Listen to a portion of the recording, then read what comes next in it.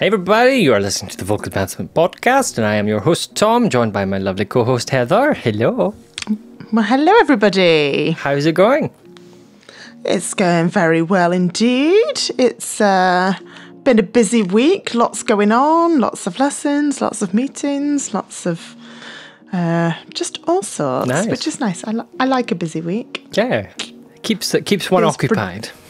Yeah, it feels productive. Yeah, and then you join the weekend for the sense of accomplishment, don't you? Well, no, I carry on working at the weekend, okay. but I don't. I don't.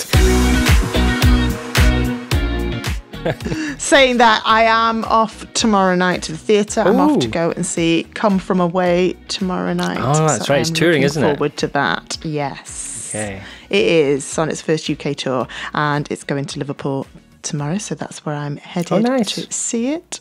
Because I never got around to seeing it when it was in London. Yeah, I didn't It's one of those shows that was on my list of like, must go and see it, and never got around to seeing it. So I'm looking forward to actually seeing it tomorrow. People rave about it. I've heard lots of good things. It's coming to Edinburgh as well later this year when the tour gets set up that way. So I'm considering getting tickets myself. I was going to say, I'll let you know how good it is. Yes, because then I can decide whether... Yeah, absolutely. And it was the Oscars this week while we're recording, at time of recording. It won't be obviously when you're listening to this because we record all of these episodes in advance. But I was blown away by Billie Eilish's performance. Did you see it? I didn't. I don't actually watch the Oscars, so I have seen a few clips on YouTube though, in shorts. Yeah, it was a phenomenal, and it was a masterclass. And our guest today, Renee, is talking to us a little bit about teaching pop vocals, pop stylization. And after that conversation with her, I was watching that performance through new eyes, shall we say.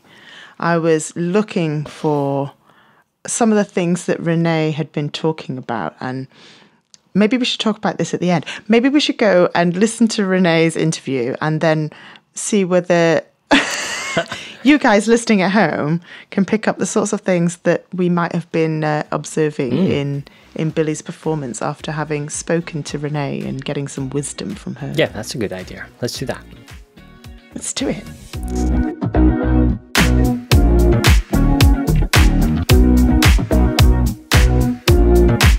So Renee, how lovely to have you on our podcast.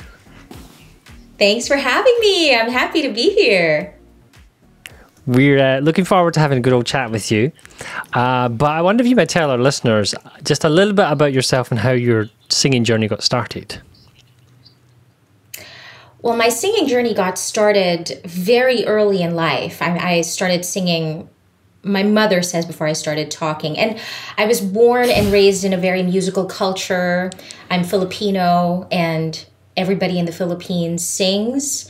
And so it was just something that I grew up around my whole life. And so, family parties, church, school, there was singing everywhere. And so my singing journey got started very, very early on. I started performing at the age of 4, actually, and the first song that I ever performed on stage was The Greatest Love of All by Whitney Houston. Such an age-appropriate song at 4 years old.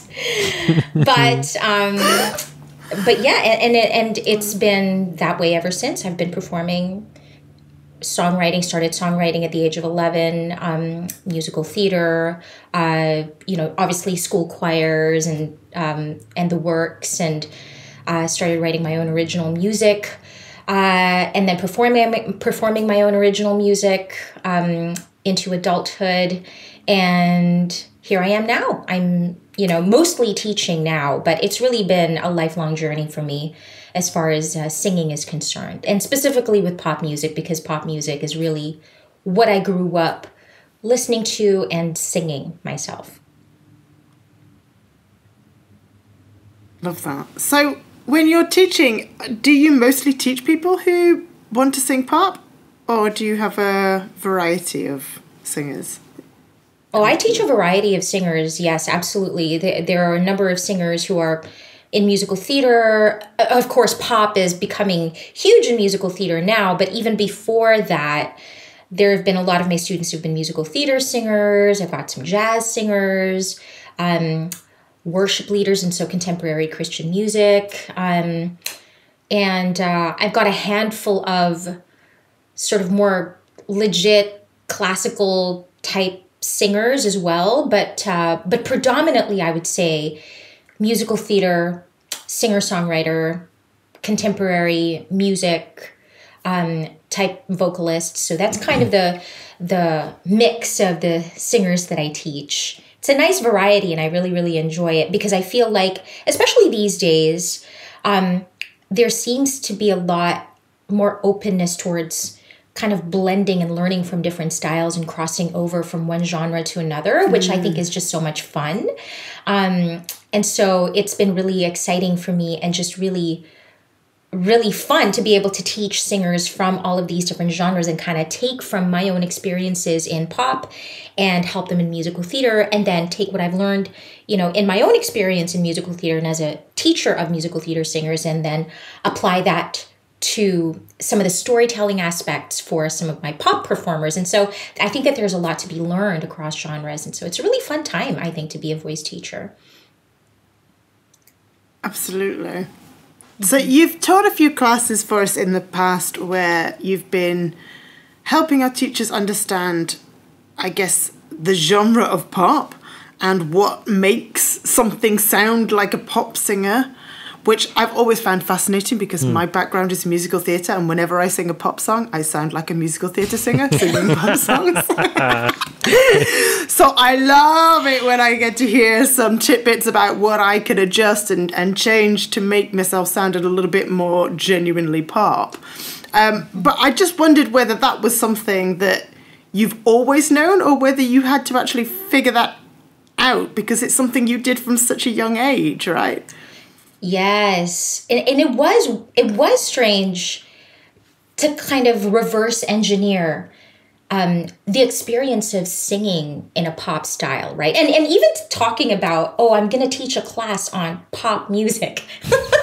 It's so funny because pop is such a broad genre. There's so many different subgenres within pop. And I honestly can't help but feel a tiny bit of imposter syndrome whenever I go in and teach one of those things, because it's been such a long-standing and evolving genre of music from far before pop as we understand it now, right? Pop has been around for a very long time. It's just taken on many different iterations through the decades, right? And so for me, having grown up in pop music as I understand it and as I've experienced it in my own lifetime, it was a little bit strange to kind of have to reverse engineer it for folks who did not get the same kind of exposure that I did.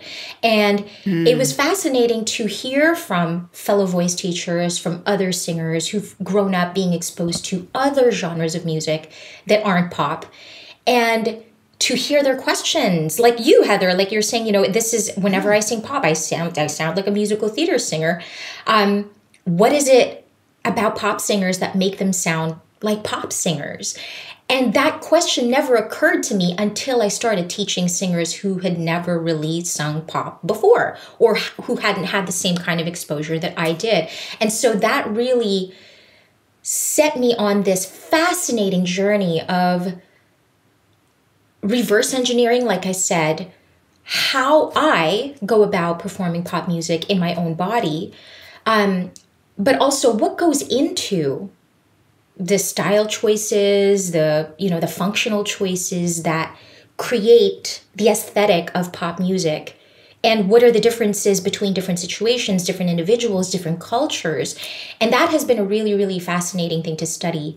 And I don't think that I'll ever run out of things to learn, because it's so, pop really touches on so many different elements of musicianship, but also culture and history, dialect, and it's so rich, I think, with learning. So that has been a really fascinating process for me so far. And that's why I love teaching pop the way that I do, because it's not, we're not talking about pop music in terms of a very static set of stylistic requirements, right? It's all about how you receive the music, how you perceive it, how you analyze it, how you appreciate it, and then how you bridge that with your knowledge of how the voice functions. And then how would you translate that into an experience for yourself? How would you translate that into instructions for a singer? And how would you translate that into a connection with the audience, right, through the song? So it's such a rich topic, and I just have so much fun thinking about it and discussing it with people who are also interested in it. And I think with some openness and curiosity, it could really teach us so many things, not just about singing, but about music, and also just about each other, I think, in our different backgrounds. So yeah, did that answer your question? I kind of went off there. I can't remember now if I answered your question. It's quite all right. We love a tangent. We do. I think though, like the point you made there about the cultural differences in pop as well is quite an interesting topic to explore, because I imagine there's a lot of differences. Like if you compare US pop to UK pop, for example, there could be huge differences in that. Huge differences, absolutely. There are different micro trends in terms of how people sound, right? Different locale, even within the United States, different pop singers from different areas of the United States will sound kind of the same. There are these pockets, geographical pockets of style, right? Where you can tell if a singer-songwriter it comes from the West Coast of the United States versus if they come from the East Coast of the United States, or do they come from somewhere in the middle, right? You can tell if somebody's from the UK or somewhere else in Europe or in Asia. And it's the more that you listen to pop music from different cultures, the more that you realize how much can truly influence this genre, because it's the same in a lot of ways, but it's also incredibly different in a lot of ways, right? And then now with, the rising popularity of, I wouldn't even say it's rising because I think this is something that's been done for a long time, but like collaborations, right? People from other countries are collaborating with artists from other countries. And so then there becomes this very interesting fusion of cultural influences and musical influences and stylistical influences that create just unique blends of artistry and performance. And it's just so cool to watch the byproduct of all of that evolution, right?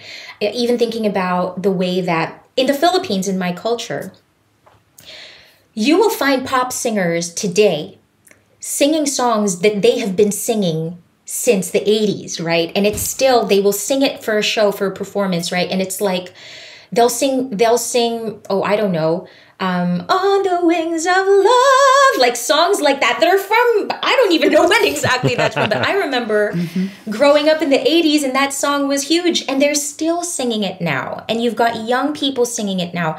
That's kind of one of the idiosyncrasies of the pop culture in the Philippines, whereas here in the United States, it's really a lot about evolution, a lot about innovation, a lot about, oh, let's experiment, let's create something new. And I've got, students, I know that I have this one singer-songwriter and producer in the Netherlands, born and raised in the UK, currently making music in the Netherlands. And the music is so textural and so, unique, right? And then you've got K-pop, right? You've got BTS, you've got Blackpink, and it's just so many different flavors of music from so many different countries. And so that's a really, really interesting thing to explore. And I think one of the privileges of being a vocal instructor who gets to teach singers from different countries all over the world is that I get to get a bit of a taste of these different kinds of pop influences from different cultures just because of the people that I get to work with.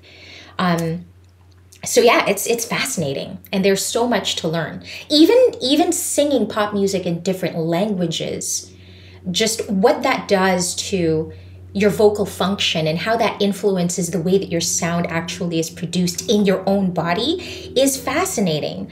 I would teach singers based in China, and I would learn pop songs in Chinese, right, in Mandarin. And I remember recording myself and thinking, I sound completely different singing something in Mandarin versus singing something in English versus singing something in Tagalog, which is my native language. And so that's a really fun exploration, I think, to embark on when you have the time, when you have the means. It's just to put yourself in different people's shoes and learn pop music and their culture and see what kind of a response does it get out of you in your own body, in your own voice. And what can you learn from that, right? And how might that inspire creativity in a new way? So it's such a great topic to discuss. I mean, I think that one of my dreams as a singer and as a voice teacher is to learn pop music from every language in the world and experience what it's like to sing.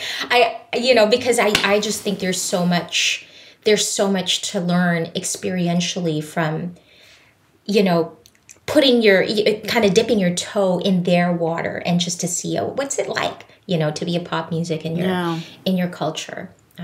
That's really cool. And you mentioned that as a voice teacher, like experiencing that. So I'm curious, maybe for the listeners, you could maybe tell us what you kind of would define as a good pop vocal or pop sound. Oh my goodness, a good pop sound. That's such a broad definition. Firstly, one thing that I always like to tell my students is there are no right or wrong sounds. And there are only different sounds for different moments and different musical requirements, right? And I can't think of any other genre where that is more true than in pop. Because you'll have one end of the spectrum where you hear somebody like, let's say, Bruno Mars, who has a very textured, very gritty, bright kind of a vocal sound, definitely pop, right? And then on the other end of the spectrum, you'll have somebody like Sam Smith, who's very, very head dominant and got lots of flow and has a much darker, warmer sound, right? Likes to live in his head voice or falsetto. So there isn't one specific point where you can say, yes, that is a pop sound. I think that if a singer wants to learn how to sing pop, they first have to be open to experimentation, because that's really the driving force behind the innovation and the evolution that shapes pop through the different generations, right? It's that artists are constantly looking for new ways to express themselves musically, lyrically, vocally, and even in the performance aspect of things, right? And so to be a pop singer, you really have to be open to exploring, trying on different stylistic tools, being open to change and new experiences, being open to allowing as much or as little of your own personality into it as you like, right? And really drawing from what you have at your disposal, right? And so I would say if a singer wants to know what makes a good pop musician, I would say it's somebody who's comfortable with just exploring, right? Somebody who's comfortable with exploration, vocally and musically speaking. Somebody who's comfortable with breaking or bending the rules. Because there's a lot of rule bending in pop. There's a lot of rule breaking in pop, right?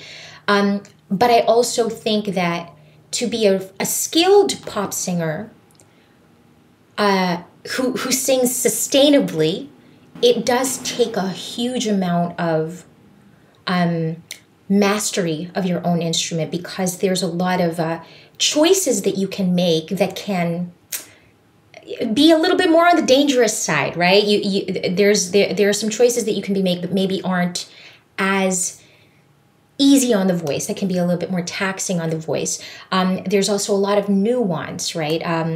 If you've ever had to teach somebody how to scoop, on an onset, or how not to scoop on an onset, and like to have control over those different details, it takes an enormous amount of vocal control, an enormous amount of self-awareness, so that you can be intentional about the choices that you are making. So somebody who knows how to listen to themselves and somebody who knows how to do things on purpose, right, with their voice. I think that those are the things that make somebody a really effective pop artist, but also somebody who can sing pop in a sustainable way so that they can do it for a long time in a way that doesn't, that doesn't ruin their voice, right, for the long term. Yeah, so how do you feel like the best way to approach training a, shall we say, beginner pop singer? Do you believe that we should focus on kind of let's learn the rules first and then let's learn to break them to make the style? Or do you think we should be learning the stylization and the technique simultaneously? Well, I mean, I wouldn't presume to say that there is a right or wrong way to do it. I can only talk about how I do it, right? And the way that I do it is based very much on how I myself learned how to do it, which is simultaneously. You learn both at the same time, right? And it depends on the kind of student that you have and where they're starting from. So if you've got somebody who has some, some functional limitations that are definitely getting in their way, then, it probably would serve them the most to address those limitations first, to prioritize those limitations so that they can have a bigger playing field. But if you've got somebody who's reasonably capable of, working with their voice, who doesn't have any, extreme vocal imbalances, then there's nothing wrong with doing both at the same time, because there's a lot about learning how to sing pop that has to do with non-vocal skills. Things like listening, being able to pick out details, being able to describe what you are hearing, and then being able to tune in to your own body to see if you can approximate that sound, right? And a lot of that work comes from just listening, and not just listening as in, I'm going to drive down the 405 and I'm going to have this song blasting in my car while I am in traffic, but actually listening deliberately to the music and, picking out different details, because there are a lot of details that you can hear, right? And so there's nothing wrong with doing both at the same time. And a lot of that work they can do on their own. I think one of the most exciting things is when I've been able to teach these workshops to singers and to teachers, and then I'll get messages from them being like, I'm listening to this music right now and I'm hearing this. I want to know if you're hearing it too. I'm hearing this in their vowels. I'm hearing this, and I'm hearing them use these unfinished sounds, and I'm hearing scooping and breathiness and all of this stuff. And they're like, I never used to be able to hear all of this before. That is exciting to me, because then they're collecting all of that data, they're collecting all of that information, and they're learning without even having to sing a note, right? So before you even work on singing, they're already practicing their hearing. And I think that on some level, as they're picking these details up, their body intuitively, I think, is like preparing itself to imitate, to approximate the sounds, because they're just so much more ready to give you, okay, give me a slide into the beginning of that note. Can you scoop into that instead of hitting it straight on? And it's so much easier for them to pick that up when they've heard it and they've recognized it and named it, rather than if it's me telling them for the first time what a scoop is. You know what I mean? I had a really interesting conversation with one of our own teachers, Emily Kristen Morris, who, of course, is famous in social media world, right? And she's a musical theater singer, of course. But she texted me out of the blue this one day, and she said, "Can I ask you a nerdy question?" And I said, "Sure. What's up?" She's preparing. She's listening to a bunch of Carole King songs, right? And so she's listening to Natural Woman, right? And Beautiful. And she's like, "I want to hear what you're hearing, because I'm hearing," and she's naming all of these details that she's hearing. And she's like, "I can't imitate it yet, but I'm hearing all of these different things." And to get that level of excitement from somebody who does not live in that world, really, right? But who kind of sings in a different world predominantly. But then to have that amount of excitement and that amount of appreciation for the details that are going into this pop performance, to me, is very exciting. I I think for a long time, a lot of singers and maybe even musicians might have had a certain idea about pop as being kind of this, anything goes, it's kind of loosey-goosey, it doesn't really take, a lot of training. I've even had people say that to me. Why are you taking voice lessons? Why are you a voice teacher? You're just a pop singer. What kind of training do you need?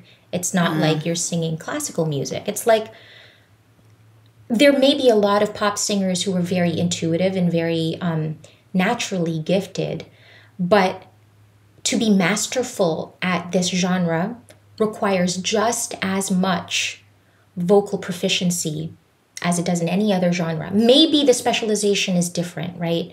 Maybe the range doesn't need to be quite the same as somebody who sings opera. Maybe the belt doesn't need to be quite as big as somebody who sings on Broadway. Maybe the agility doesn't always need to be there depending on what kind of subgenre of pop you sing, right? But there is so much intentionality that needs to go into it for you to really be able to express yourself effectively and to do it in a way that is sustainable for your voice. And I think that being able to bring about that awareness to singers has been a real joy, right? I feel like pop is getting a bit more of the I don't know, respect, but getting more of the recognition that it deserves. I agree. So yeah, it's been real fun.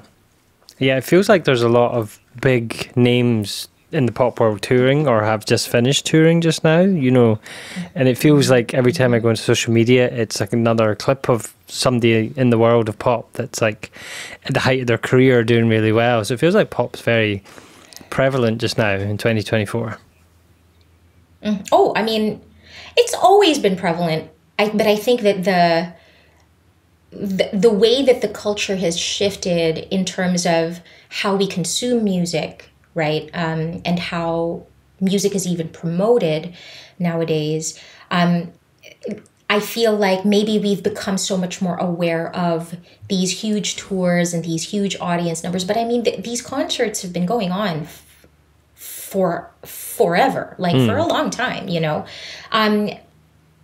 there are a lot of factors that I think determine the availability, right? And I think the demand for seats at certain performers' concerts. And I don't have nearly enough education about that side of the music industry to speak on those topics at all. But I do notice that some things are changing in terms of how much demand there is and how much people are willing to pay, to like the lengths that people are willing to go to attend certain concerts, certain tours, how much people kind of follow these artists around, An interesting thing that I'm noticing too is just like with the, the popularity of streaming services is that you kind of develop these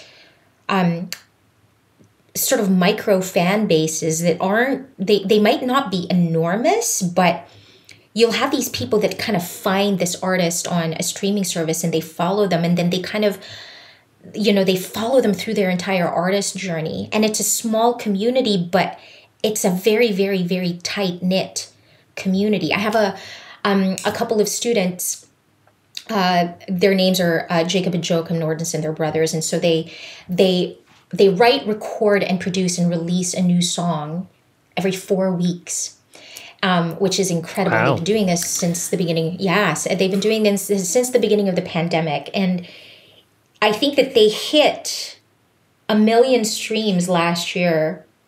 And it's amazing to see how much they've grown their fan base from zero. And these are people who've never toured, right? They're not on, they are on social media, but they've not gone viral. They definitely do not place any emphasis on any of that at all. But they have a really robust community of listeners that follow them, that are anticipating their releases every month, who share their music with other people. And so it's really interesting, the possibilities that are out there. In some ways, I think artists have a lot more going against them these days as far as the music industry is concerned. But there's also a lot of possibility in other ways, but there are definitely a lot of challenges for sure, and it's been evolving, in a lot of ways over the last few years, especially over the pandemic. I think a lot of things changed as well as far as as far as live performances are concerned, at least. So very interesting to be an artist in this day and age. Yeah. Yeah, there definitely feels more opportunities for the self-publishing route these days, thanks to, Spotify, social media, YouTube, and it feels like artists can make a decent go of it on their own without necessarily having the backing of a label. And so, I mean, it just goes to show how times are changing, because, back in the days, it was all about getting that record contract and, getting signed and getting your, record advance and everything like that. And nowadays you can do a lot of it on your own, like without even having to leave your house, sit in your pajamas and release a #1 hit. Well, I mean, I think that there's more that goes into it than that, but there is a lot more opportunity to at least share your music with others, right? Yeah. And I think that it depends on what an artist's expectations are. I think that sometimes artists have this expectation that they're going to go in, they're going to release a song, it's going to become a hit, and then they're going to be living a life of luxury and fame, their whole life. And it's a lot more gritty than that. It sounds lovely. I wish it were true. I wish it were true. But, I think that it's more challenging than that. But in terms of being able to share your music with others, absolutely. I can't think of a time when it's been easier than this to share your music with others. I mean, literally, you just sit in front of your phone and record a video of yourself, post it on social media, and you've got an audience, right? It might be a small audience, but you've got an audience, and it's been really amazing just to kind of see my students, the singers that I work with, on all different levels, go from never having written a song to releasing a song within the span of a year, 2 years. Like it's just so cool to get to watch people grow and push themselves and express themselves and just do it for the fun of it, for the passion for it. So, yeah. Absolutely. But life of luxury, I don't know about that. It might be a little harder than just, distributing your music online. There might be a few more steps, at least. So I just want to circle back round to something we were talking about before. So you were mentioning, getting people to listen, getting people to search for things. How do you direct people's listening when they're kind of trying to develop their technique? Do you give them set things that you want them to listen out for? Do you give them guidance, or do you just say, go ahead and listen and write down what you notice? How do you direct them so that it's a effective exercise for them? Mm-hmm. Absolutely. Well, first it has to begin with finding music that they connect with, right? That they enjoy. I'm not going to make them listen to the songs that I want to listen to if they don't enjoy it. So it has to be something that draws them in. And then usually I like to have them listen to something that is specific, right? It might be, let's listen to the vowels in this song, or let's listen to how they're pronouncing their consonants in this song. Let's listen to how they're phrasing. Let's listen to how they're, coming into the line and coming off of the lines, right? So I think that guiding their attention is certainly very helpful. But I think that there's a lot of that has to be informed by where they are specifically in their singing journey and what their goals are, right? So there are some people who are fairly intuitive already, but maybe they just need help breaking down some of the runs, right? And then there are people who are like, what do you mean she's scooping? I can't hear a scoop. It's like, oh, okay, so you can't pick that up. Let's slow it down and listen for that, right? So it really depends on how well developed their listening skills are, and honestly, what they need to do with it. Is it something that you're going to be performing this weekend, or is it something that you're just kind of trying to learn for the long term? Because if it's something that's a little bit more pressing, then we may need to triage, right? And just say, okay, what can I give you? What tools can we give you that are more available to you right now so that this can pass for a pop performance at least, right? There might not be a time to be that detailed about it. So I think that being very intentional about it, being very singer focused is key, at least in my style of teaching. I think that as well, though, when you think about applying that for teachers that are maybe beginning, like that intentional listening feels like it can be very helpful for them as well. But what other advice, if I was beginning teacher, just starting out my career wanting to teach pop, what other advice would you give me on my journey? Number one would be, don't be afraid of it. Don't be afraid of pop. I think that there are a lot of voice teachers who maybe didn't have as much exposure to pop music early on, who are very intimidated by pop. And that's very understandable. I mean, I would still feel intimidated teaching certain genres of music that I don't have as much familiarity with, right? But I think with pop, truly, there is no reason to be afraid, right? Really get to know the concepts of vocal function, right? Get a really strong handle on how the voice works and how to get results from a singer's voice. Those skills are applicable no matter what genre you teach. They will be just as applicable to pop as they are in musical theater, as they are in jazz, as they are in any other genre, right? So continue to hone those skills and then listen to pop.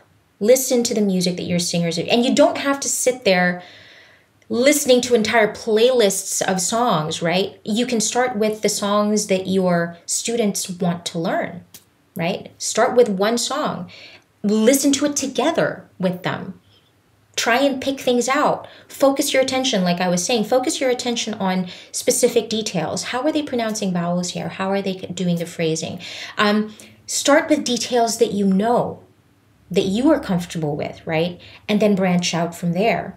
And then, if you feel like you need ongoing development, if you feel like you've kind of hit a ceiling and you need to grow more, then get mentorship, right? Or sit with somebody who does teach pop on a more regular basis, who's more experienced in it as a genre, and observe them teaching their students, observe them teaching your students, right?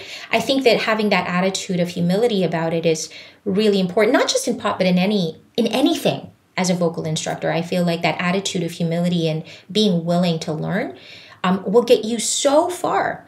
And that is so true for pop because there's so much about it that a person can learn, right? And so I think that those are really four of the things. But the very first one I think is the most important, right? If you're feeling afraid of pop, don't be. It's called pop for a reason, right? Because it's popular music. It's music of the people, and you are the people, right? And so this belongs to you just as much as it does to everybody else. So you have a right to be here, right? You have a right to listen, to enjoy, to sing, and to teach pop. Start with that mindset and then grow develop an appreciation for it, an understanding of it. Couple that with your understanding of vocal function, and there's really no way that you can go wrong, right? Yeah, think that's great advice. Absolutely, it is. Fantastic. Yeah. So, Renee, if people want to know a little bit more about you or perhaps want to work with you, how can people find out some more information and get in touch? Yeah, that would be great. So they can reach out to me on Instagram. I'm on Instagram at Renee Maranan. They can just send me a follow, just, take a look at my posts. They can send me a message through my website as well, reneemaranan.com. It's a great way to reach me. I have some offerings coming up later on in the year. I've got a mixed masterclass coming up later on, but it's not something that I've announced quite yet, but it will be announced on my social media. So they can just tune into that to hear about all the things coming up. And I've got a whole, last year I offered a really fun pop stylization workshop called Pop for the People. And it went really, really well. It was so well received that this year I've decided to do a pop deep dive stylization series for singers and voice teachers. And so that's something that I'm going to be offering throughout the year. So the dates are going to be announced incrementally, right? Throughout the year as we go along. So if people are interested in that, we're going to be kind of like talking about specifics, just like we were talking about right now, specifics of the pop performance and giving people an opportunity to try those things on in their own voices. So it'll be really fun. So yeah, keep in touch with me. Send me a message. I'd love to meet you, and I'd love to I'd love to hear how your adventures in pop music are going. Lovely. Well, we'll make sure we put links in the show notes for people so they can find those and connect with you. Awesome. Thank you so much, Renee, for joining us today. Yeah. It's been an absolute pleasure to chat with you, as always. Thanks for having me. This is really fun. Yeah, so that was a lovely conversation with Renee. Renee's such a wonderful person. She's lovely. We love having her as part of our team. Yeah, she does. She does do a lot for us. She does, and she's she really does give a good insight into that pop vocals world, which is something that if you've not, started off in that world, can be a little bit baffling at times. And yeah, going back to watching Billie Eilish at the Oscars, so suddenly noticing some of the intentional rule breaks she was making, suddenly understanding, okay, so these things are being intentionally done to create a connection with the audience. So certain things that we would normally be advising our students perhaps not to do, like taking very shallow clavicular breaths, very audible breaths, might not be what we would ordinarily encourage our singers to do. But in that performance, and you have to go back and you watch it if you've not seen it. That performance, she was doing a lot of that, but what that was eliciting was that feeling of vulnerability. When you're, I don't know if you've ever been in the sobbing state of emotion, and you do take that in breath like that a lot. So I was like, yeah, I get it. I see why this is so special, why it's connecting so well with the audience. So yeah, I just want to thank Renee for making me question that. Yeah. I found that fascinating. I guess it's about equipping our singers. Like I always liked the analogy somebody said to me many years ago, like a singer is like a painter with the palette with all the colours in it, and we want to give them as many colours in their palette as possible so that they can go and tell the story to the audience. That's it. And I think it's so important to remember that, because we do, get caught up in technique and it's got to be this and it's got to be that. But then we go and watch these amazing performances, like you say, and they just throw the rule book out the window and just tell a story. And like you sit there mesmerized, tears, joy, elation, and it's like they're doing stuff, as you say, that we'd be like, oh, in a lesson, no, we shouldn't be doing that.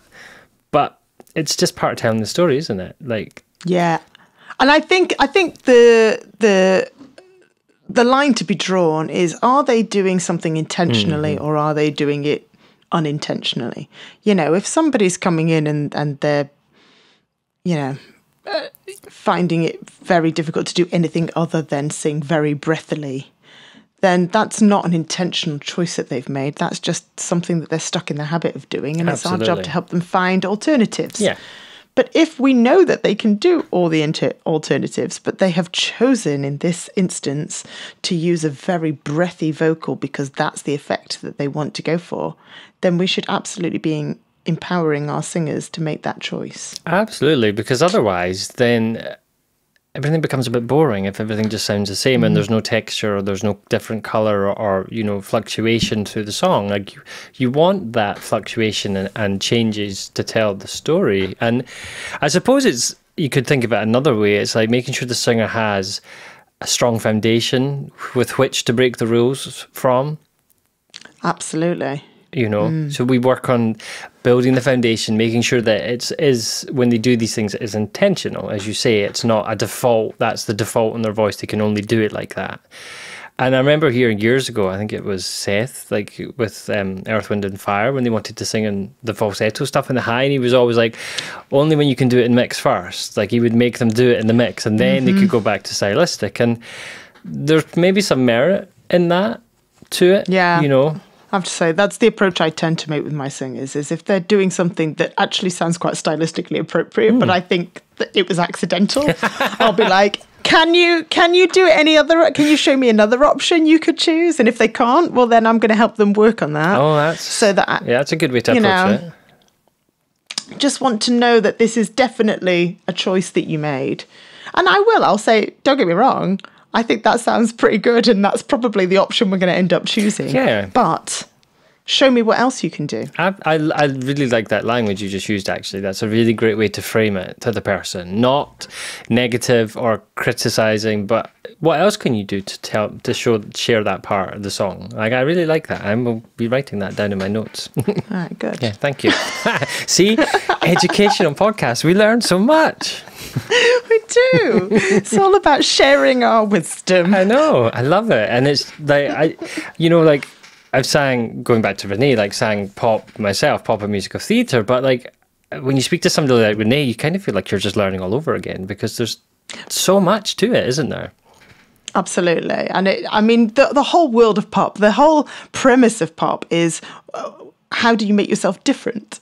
And that is what's unique about that pop genre versus something like, kind of opera or musical theatre to an extent. It's not about necessarily being entirely different. It's about, fulfilling the needs of that song vocally in the way that was intended. And although you can make some choices, that there's definitely a particular sound that they're looking for.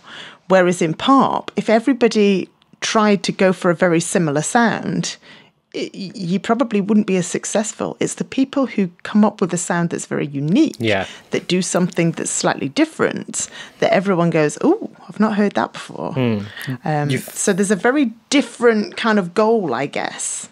Yeah, I think I can't speak to the charts in the US and stuff because I don't hear them, but like when I hear the charts in the UK, you find that there's like the original that had that certain texture or tone, and then there's the others that come after that are not quite as successful with it. And so it's like, as you say, I mean, like I've watched, I don't know if you've seen, like Jacob Collier had a new album out, I think 2 weeks ago at the time of recording, and he shared recording with Tori Kelly. Oh yes, I saw that one. I watched the full 8-minute like behind the scenes of them so the story is, if you don't know, like he released an album, he wanted to cover Bridge Over Troubled Water, and he has Tori Kelly and what's his name, All of Me, John Legend singing on it, and he had an hour to record Tori Kelly's part before she went off to do a concert that night. So they're in Tori's house recording, and like the guy is just a musical genius. Like what comes out of his brain and his mouth like are just phenomenal. But what struck me, and like if you haven't seen this, go and watch this, is Tori Kelly's ability as a singer. Like she was just, I was speechless watching it because she is such a phenomenal singer.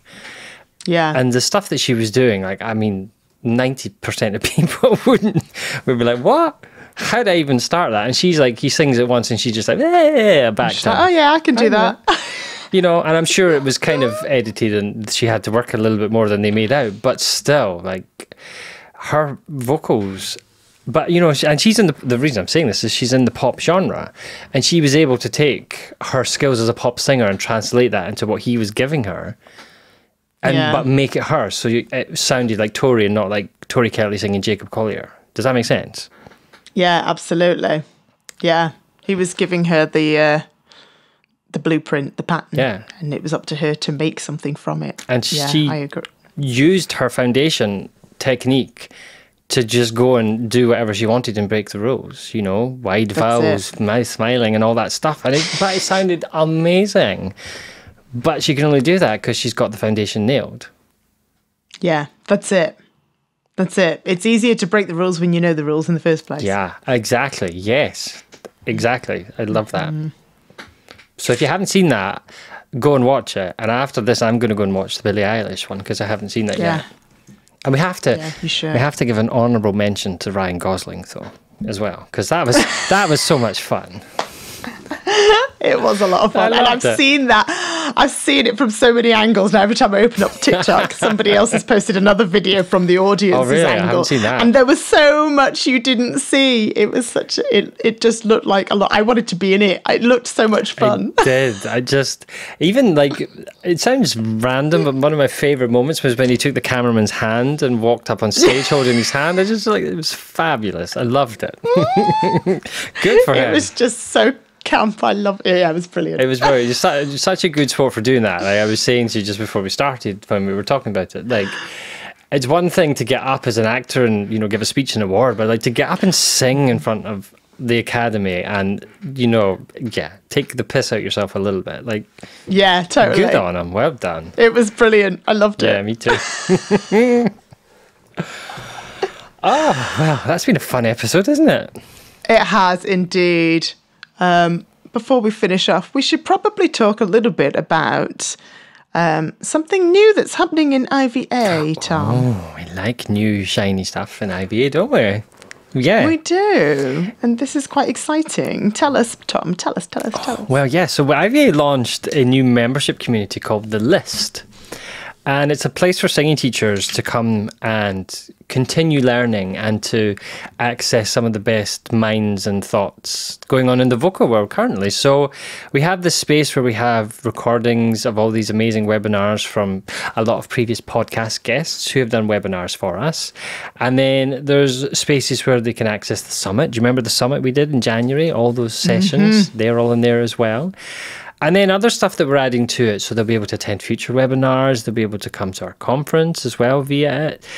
So it's a really lovely space if you're looking, not maybe looking for like a structured program like our other programs, but just a space to kind of learn in your own time, grow, see what else is out there in the world of voice that's happening, connect with other people that, you know, are in the same frame of mind and just continue on your path and journey as a voice teacher. Yeah, it's a bit of a choose your own journey system. Yeah, absolutely. And, you know, it's... So you can dip into whatever really interests you the most, watch the classes that really pique your interest and search out the information that you feel like might be missing from what you already have. Yeah. Absolutely. There's always something. And we're working to make it, like we described it when we talk about it in our meetings, as the Netflix of the singing world, because what we're doing is IVA has a massive back catalogue from 10 years of all these amazing people that have presented classes at our conference and events. And so what we're doing is we're going through these and picking the best classes and creating this plan. So every month new stuff will come on for you to watch, so that there's a constant supply of fresh information and fresh classes to watch, as well as other people that, you know, like we have plans to do like Ask Us Anything sessions or bring people to come in and present on research papers for 15-20 minutes, you know, so a short introduction to a topic that you might not know. So there will be lots of opportunities in this kind of membership, and it will only grow as we add more and more to it over the next couple of months. So because you're our faithful podcast listeners and we love you very much, we've got a cheeky discount for you that you can use the code IVA podcast, which we'll put in the show notes, and you can have some money off the monthly fee for that. Ooh. I know. Yes. Oh, we do like to spoil you. We do. We'd like to thank you for listening to our various rambles. Oh, so do check it out and get on the list. Yeah. And we'll put links in the show notes to that so you can go and see what it's all about. Yeah. So, yeah. And if you've got questions, if you want to know anything more, you know, feel free to get in touch. What's the best way to get in touch with us, Tom? Yeah, drop us an email, support@vocaladvancement.com with your questions, and most likely you will end up talking to me. Amazing. Yes. Oh, you'll have a private little chin wag with Tom. Yes, I do like, as you've noticed probably from the podcast, we do like to talk. Who doesn't like to have a chat? I know. I like a chat. I know. Cup of tea and a biscuit and a chat. Yes, It's nothing better. Good cup of tea. I know. Well. And we've got more podcasts coming up. We've got more guests coming up. We do. So do make sure that you are fully subscribed and you're getting notifications for when the next episode drops. Absolutely. Remind them how to do that, Tom. Where do they look? What do they do? Well, wherever you're listening to this, if it's on Apple Podcasts or Spotify, wherever it is, look for the follow or the subscribe button and give it a little click. And then that means you get notified when the next one comes out. And as we always like to tell you, we are on YouTube with our shenanigans. So if you fancy watching the videos of these, we'll put link in the show notes to the YouTube channel, or just go to YouTube and search Vocal Advancement Podcast. And make sure you subscribe over there as well if that interests you, so that you can see the podcast and all the other stuff that we have on our YouTube channel. Because there's lots in the works for YouTube this year to keep an eye on. Very exciting. Amazing. It's very exciting. Yeah, nobody can accuse us of being lazy over here. It's constant stuff going on behind the scenes. Yeah, so much great information coming up. I love it. Yeah. Well, thank you very much, everybody, for stopping by and listening to us today. I hope you've enjoyed today's episode, and we will see you next time. Yeah, take care.